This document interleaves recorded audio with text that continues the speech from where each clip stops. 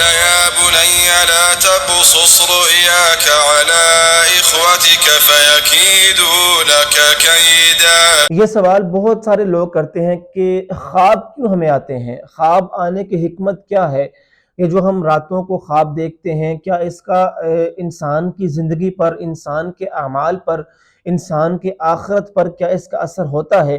کیونکہ کچھ لوگ ایسے ہیں کہ جو خوابوں پر یقین بہت زیادہ رکھتے ہیں، کچھ لوگ ایسے ہیں کہ جو خوابوں کو اپنے اوپر سوار کر لیتے ہیں، اور کچھ لوگ ایسے ہیں کہ اس میں پائی جاتی ہیں لوگوں کی کہ وہ بالکل ہی اس کو اگنور کر دیتے ہیں، بالکل ہی درگزر کر دیتے ہیں، ان کو جیسے مرضی خواب آئیں وہ کہتے ہیں کہ جی یہ خواب انسان کو خیالی خواب ہوتے ہیں، اس سے کچھ بھی زندگی پر اثر نہیں پڑتا، آخرت پر کوئی اثر نہیں پڑتا، انسان کے دنیاوی کاموں پر اس کا کوئی اثر نہیں پڑتا۔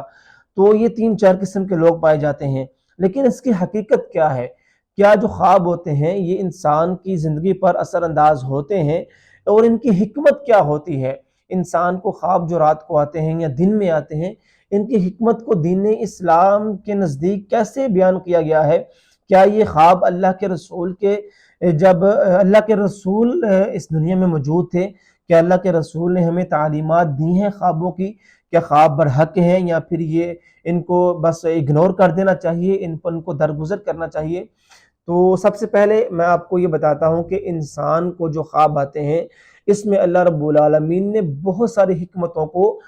پیدا کیا ہے، بہت ساری حکمتوں کو اللہ رب العالمین نے اس میں رکھا ہے کہ دیکھیں اگر جو بھی انسان خواب کے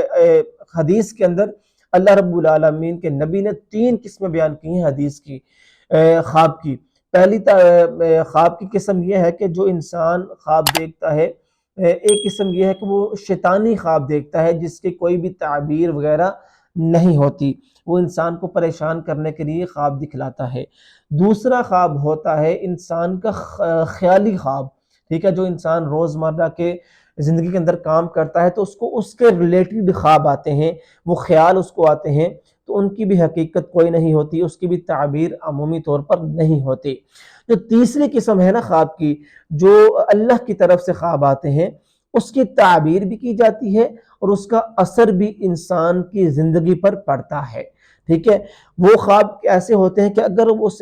خواب کے اندر اللہ رب العالمین اس انسان کو کوئی وعید دے رہے ہیں، کسی کام سے روک رہے ہیں، تو اس کی تعبیر کے مطابق اس انسان کو اس سے رک جانا چاہیے، کیونکہ اللہ رب العالمین اپنی مومن بندوں کو، اپنے مسلمان بندوں کو بہانے ڈھونڈتے ہیں بخشش کے، ٹھیک ہے۔ تو اللہ رب العالمین یہ چاہتے ہیں کہ جو انسان اگر کوئی غلط کام کر رہا ہے اس کو کسی نہ کسی طریقے سے اس انسان کو روک دیا جائے، کیونکہ اب وحی کا ذریعہ تو بند ہو چکا ہے، کوئی نبی تو اس دنیا میں موجود نہیں ہے کہ جس کے ذریعے سے اللہ رب العالمین کسی انسان کو کسی گناہ سے روکیں گے۔ تو یہ جو خواب انسان کو آتے ہیں یہ بھی ایک وحی کا ذریعہ ہے، لیکن یہ آپ اس وحی کو نبی کی وحی کے ساتھ نہیں جوڑ سکتے، یہ بھی وحی کا ایک آپ سمجھیں کہ چھوٹا سا نقطہ ہے کہ جو انسان خواب دیکھتا ہے۔ تو اگر انسان کو خواب آتے ہیں اور انسان خواب کے اندر اس کو کوئی وعید ملتی ہے تو اس کام سے اس کو رک جانا چاہیے، تو اس کو واقعی اللہ رب العالمین کی طرف سے اشارہ مل رہا ہے کہ وہ اس کام سے رک جائے، اس کام سے باز آ جائے۔ اگر وہ انسان اس سے نہیں رکتا تو اللہ رب العالمین پھر اس کو اس کی وعید کے مطابق اللہ رب العالمین سزا دیں گے۔ اور اس کے برعکس اگر اللہ رب العالمین اس انسان کو خوشخبری دے رہے ہیں کہ وہ انسان کوئی نیک کام کر رہا ہے، کوئی نیکوکار ہے، اللہ رب العالمین کا قرب حاصل کر رہا ہے اور نیکیاں کر رہا ہے اور اللہ رب العالمین کو یہ انسان پسند ہے، تو اللہ رب العالمین خوشخبری اس انسان کو خواب کے ذریعے دیتے ہیں کہ انسان تو دنیا میں بھی رہ کر، دنیا کی آسائشوں کو دیکھ کر، دنیا کی عیش و عشرت کو دیکھ کر اللہ رب العالمین کی طرف سے، اللہ رب العالمین سے دور نہیں ہوا، اللہ رب العالمین سے قرب حاصل کرتا جا رہا ہے۔ تو اللہ رب العالمین دنیا کے اندر ہی تجھے یہ خوشخبری دیتے ہیں کہ اللہ رب العالمین تجھ کو پسند کر لیا ہے، اور دنیا میں بھی اور آخرت میں بھی اللہ رب العالمین تجھ کو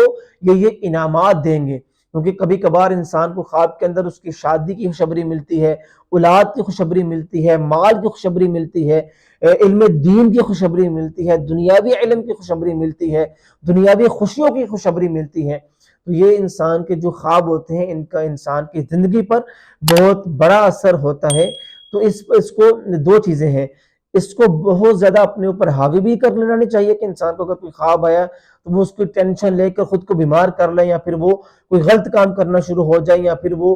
خوشی کے اندر اگر کوئی خوشخبری ملی ہے تو وہ اللہ کی حدودوں کا پامال کرنا شروع کر دے۔ تو میانہ روی کو اختیار کرے، جو درمیانے راستہ ہے نا میانہ، اللہ رب العالمین میانہ روی کو پسند کرتے ہیں ہر کام کے اندر۔ تو خواب کی حقیقت کو سمجھنا چاہیے، اس کے برحق ہے خواب، اور یہ انسان کو جو خواب آتا ہے یہ اللہ رب العالمین کی طرف سے اشارہ ہوتا ہے، اس کو سمجھ کر، اس کو کسی اچھے معبر سے سمجھ کر اس کو ماننا چاہیے اور اس کے مطابق عمل کرنا چاہیے، لیکن اس کو اپنے اوپر حاوی نہیں کرنا چاہیے۔ تو خواب کی حکمت دنیا میں بھی موجود ہے اور آخرت میں بھی موجود ہے، اور اللہ رب العالمین کے نبی جو ہیں یہ خود فجر کے بعد بیٹھتے تھے اور صحابہ سے سوال کرتے تھے، کوئی ایسا انسان ہے کہ جس کو رات کو کوئی خواب آیا ہو، اگر کسی کو آیا ہے تو میرے سامنے بیان کرے، میں اس کی تعبیر بیان کروں گا۔ ٹھیک ہے، تو مختلف جو انبیاء تھے، حضرت آدم علیہ السلام، حضرت یوسف علیہ السلام، اللہ کے رسول، تمام جو بہت سارے ایسے نبی تھے کہ جو معبر تھے اور جو خوابوں کی تعبیر بیان کیا کرتے تھے۔ تو اللہ کے نبیوں پر بھی خوابوں کی تعبیر کا اثر ہوا ہے، تو عام انسانوں پر بھی اس کا اثر 100% ہوتا ہے۔ تو خواب کی حکمت اللہ رب العالمین نے قرآن و حدیث سے بیان کی ہے، اور اس پر ہمیں یقین بھی رکھنا چاہیے، یہ ہمارے ایمان کا حصہ ہے۔ بہرحال اللہ رب العالمین سے دعا کرنی چاہیے، اللہ رب العالمین ہمیں اللہ کے دین پر صحیح طریقے سے عمل کرنے کی توفیق عطا فرمائے۔ واللہ عالم بالصواب۔